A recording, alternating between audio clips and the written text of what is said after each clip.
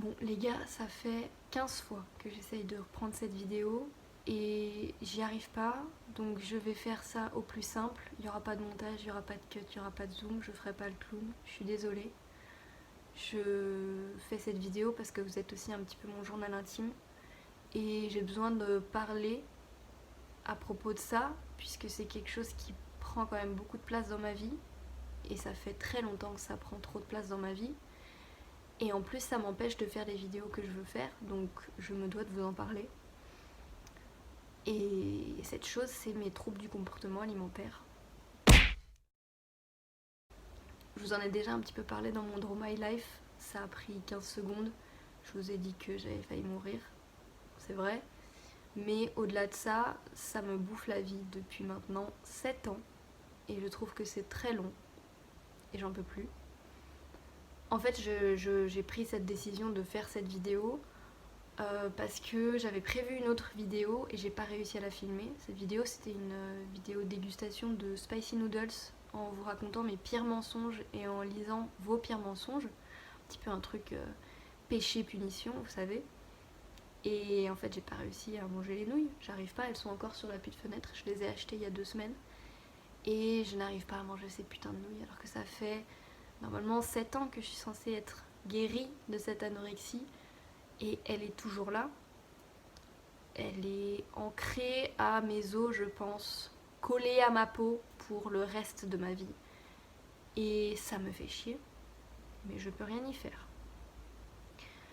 Donc je vais essayer de vous raconter, d'être claire, concise, que ça dure pas 12 000 ans, que ça soit pas une vidéo de 35 minutes chiante à regarder. Je vais d'abord vous raconter comment je suis tombée malade et après je vais vous raconter tout ce qui s'en est suivi et tout ce qui impacte encore aujourd'hui dans ma vie, en espérant éveiller des consciences sur le poids des paroles et sur comment des gens peuvent être des bons acteurs dans leur vie en disant que ça va bien alors que ça va pas bien. Je dis pas que ça va pas bien, hein. Il y a des jours où ça va très bien, c'est juste que là, c'est un jour où ça va vraiment pas bien et j'ai besoin d'en parler. Bref. Comment je suis tombée malade? Alors, c'était il y a 7 ans donc. Je suis officiellement tombée malade, enfin j'ai été diagnostiquée en octobre 2013 parce que je suis euh, rentrée à l'hôpital. J'ai été hospitalisée parce que je faisais 37 kilos pour 1m61 et que j'ai fait un malaise parce que je ne mangeais plus depuis des mois. Vous doutez bien que ça n'a pas commencé 2 semaines avant, ça a commencé environ en avril 2013 et de avril 2013 à octobre 2013, j'ai perdu 17 kilos. J'ai commencé à perdre du poids parce que j'ai commencé à faire un régime qui petit à petit a commencé à devenir de plus en plus draconien. Voilà, au début je m'étais dit j'arrête de manger viande et féculents 2 fois par jour, je vais faire qu'une fois par jour. Puis au bout d'un moment je me suis dit je vais arrêter, je vais faire qu'une fois tous les 2 jours. Et puis après je me suis dit je vais arrêter, je vais faire qu'une fois toutes les semaines. Et puis à un moment je mangeais plus que un bout de concombre et une tomate le midi et une pomme le soir, ce qui m'a mené à faire 37 kilos. Le truc c'est que j'ai commencé ce régime non pas parce que je me suis réveillée un jour et je me suis dit tiens je suis trop grosse, c'est bien parce que il y a quelqu'un dans ma classe qui m'a fait une remarque. Il a suffi d'une personne qui a fait une remarque pour que je le prenne assez violemment, pour que je me dise il faut que je perde beaucoup de poids. Donc c'est déjà le premier point que je voudrais aborder. Faites attention à ce que vous dites aux gens parce que ça peut avoir des répercussions assez graves. J'ai jamais dit à la personne que c'était elle, que c'était entre guillemets de sa faute, mais que c'était elle qui m'avait fait prendre la décision de faire ce putain de régime de merde qui m'a fait tomber dans cette putain d'anorexie de merde. Je lui dirai sûrement jamais parce que j'ai pas envie qu'elle se sente coupable, mais faites attention à ce que vous dites aux gens. Donc voilà, moi après avoir été hospitalisée, j'ai dû garder une putain de sonde pendant 3 semaines dans cet hôpital et être gavée tous les soirs et me gaver toute la journée pour avoir le droit, ne serait-ce que juste revoir mes parents.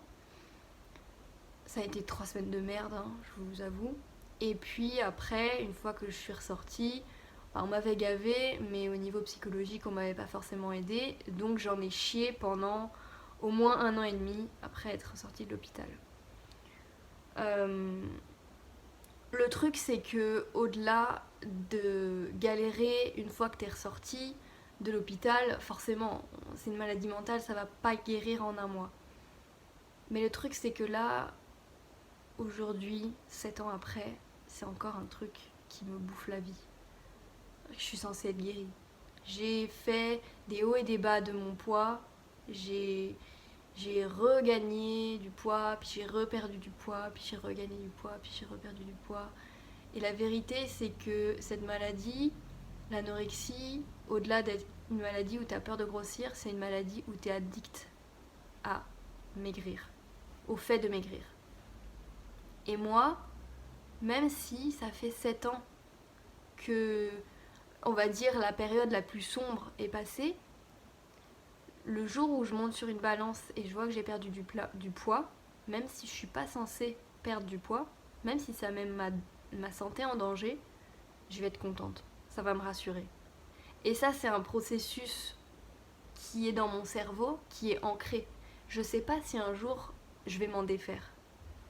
Et ça me dérange. Mais je peux rien y faire. Et, et en plus d'être une espèce d'addiction, cette maladie, c'est aussi quelque chose qui vous coupe de la vie sociale normale.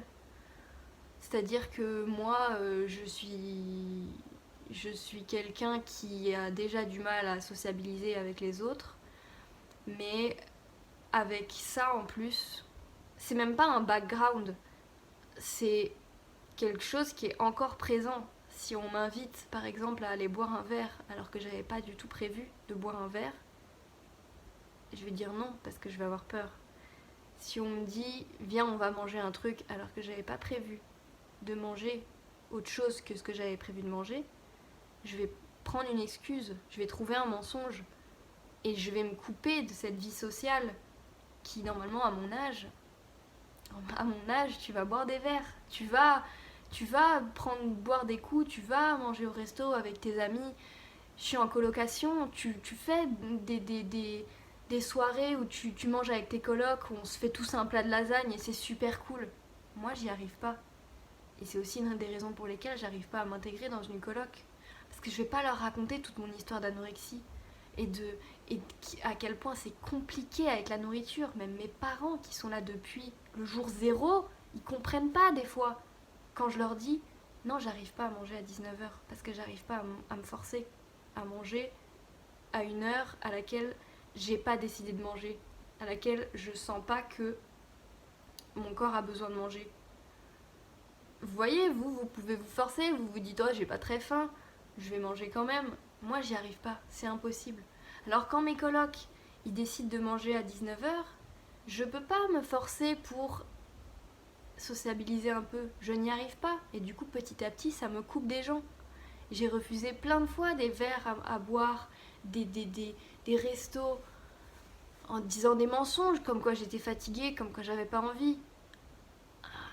Si j'ai pas envie, c'est pas moi qui ai pas envie, c'est mon anorexie, la part de mon cerveau qui est en anorexie qui n'a pas envie, qui me dit que je peux pas. Et même si vous vous dites, mais à la limite, tu passes au-dessus de ça, tu te forces et petit à petit ça va revenir, mais j'ai essayé. Le problème, c'est que si je me force, ça amène de l'angoisse, j'en viens à faire des crises d'angoisse.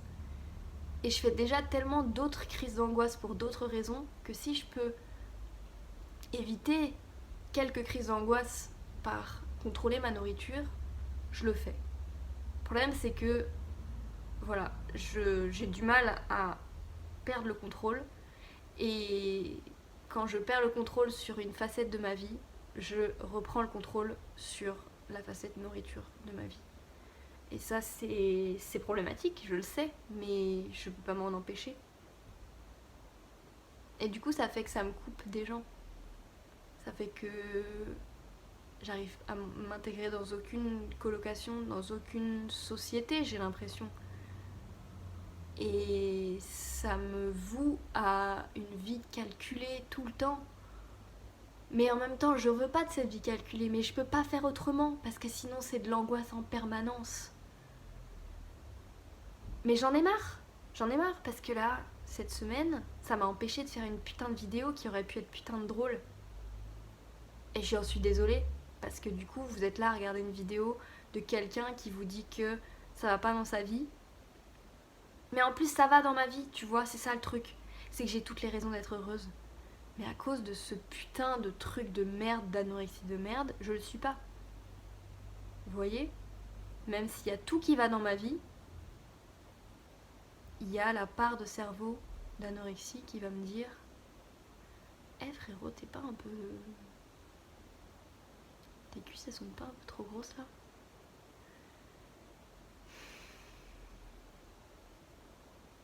Alors que tout allait bien dans ma vie. Et quand tout va pas bien dans ma vie, alors là, elle en rajoute une couche en disant Oh putain, en plus tes cuisses, elles sont si grosses. Oh putain, je sais même pas si je vais poster cette vidéo, les gars. Parce que il y a rien, il y a pas de fil conducteur. Je sais même pas si ça vous intéresse. Bref, je voulais juste, en gros, je voulais juste faire cette vidéo pour éveiller un peu les consciences, pour vous dire de ne pas dire n'importe quoi aux gens. Et aussi de faire attention à votre entourage, parce que je pense que il y a beaucoup plus de personnes que vous ne le pensez qui sont atteintes de troubles du comportement alimentaire. Alors peut-être que ces personnes ne sont elles-mêmes pas au courant, mais moi je sais que dans mon entourage je le dis pas trop, et je pense qu'il y en a qui regardent cette vidéo, qui me connaissent en vrai, qui vont être surpris.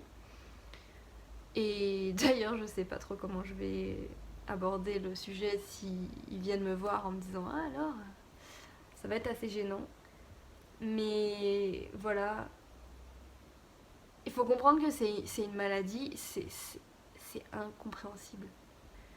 C'est incompréhensible cette maladie. Vous vous rendez compte que j'en viens aujourd'hui encore à avoir honte de manger devant des gens. Et même des fois ces gens c'est mes parents. Même mes parents ils savent pas. Coucou papa, coucou maman. Ouais, il y a des fois j'ai honte de... J'ai peur en fait, j'ai l'impression que les gens me jugent quand je mange. Et voilà, en fait, les repas sont une forme... Enfin, c'est un moment où je suis super vulnérable. Et donc c'est pour ça, ça me coupe du monde. Parce que les repas, c'est quand même quelque chose autour duquel c'est convivial, autour duquel on a une bonne discussion. Et pour moi, je suis vulnérable à ce moment-là. Donc c'est problématique, forcément.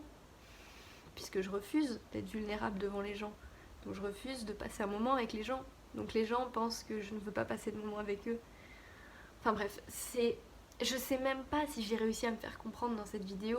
Là ça fait 13 minutes que je filme, je vais arrêter de filmer parce que c'est une vidéo où je veux pas qu'il y ait de montage. Donc voilà, je voudrais juste dire que les troubles du comportement alimentaire, c'est quelque chose... Les gens qui en sont atteints, s'il vous plaît, si vous en êtes sortis vraiment, complètement, que vous n'avez plus jamais de comportement toxique envers vous-même à cause de ça, venez me voir, venez me donner de l'espoir. Parce que moi, ça fait 7 ans que je me bats. Et même quand j'ai des mois entiers où j'ai pas de problème, ça revient toujours à un moment. Parce qu'elle est là, elle est ancrée en moi, cette maladie. Et elle me définit. Et j'ai l'impression qu'elle me définira pour toujours. Et qu'elle dictera mes faits et gestes. Au moment où elle a envie de me dicter mes faits et gestes, elle me dictera mes faits et gestes. Et si, honnêtement, si vous avez un conseil, si vous avez une histoire à me raconter, racontez-la moi, allez-y. Parce que moi, là, j'en peux plus. Vous êtes juste mon journal intime, il n'y a pas de conclusion à cette vidéo. J'avais juste besoin de parler.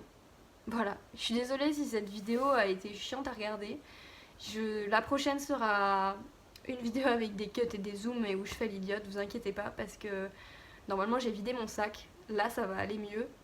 Je vais pouvoir passer à autre chose, j'espère. Et voilà, la prochaine fois on se revoit ça sera un peu mieux. Et je suis désolée. Je suis désolée si ça vous a fait chier. Bah je pense que vous êtes partis si ça vous a fait chier. Hein. Moi je pense que vous êtes partis depuis longtemps. Allez, 15 minutes, c'est terminé. Bisous. Merci de m'avoir écouté pour ceux qui sont encore là. Et portez-vous bien, prenez soin de vos proches, prenez soin de vous.